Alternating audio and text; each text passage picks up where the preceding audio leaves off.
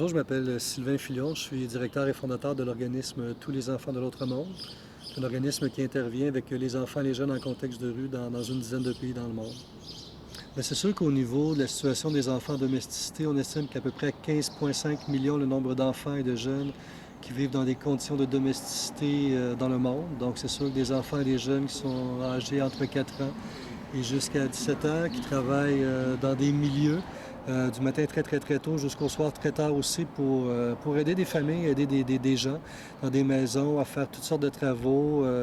manuels, à faire des travaux, ménage, s'occuper des enfants. Donc des enfants qui n'ont pas accès du tout à la possibilité de pouvoir avoir des pauses, à pouvoir fréquenter une institution scolaire, avoir accès à des repas nécessairement aussi équilibrés et adaptés. Donc beaucoup d'enfants et de jeunes qui sont dans le fond soumis à des conditions d'exploitation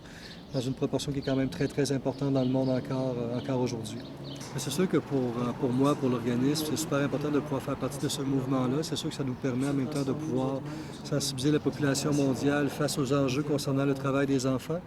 Ça nous permet aussi de mettre en lumière un peu, je pense que tous les droits qui ne sont pas respectés, qui ne sont pas nécessairement mis en place et en valeur pour les enfants et les jeunes qui travaillent dans le monde, donc des millions et des millions d'enfants dans beaucoup de pays. Donc c'est sûr que pour nous, c'est une journée qui est très importante. C'est une journée, par contre,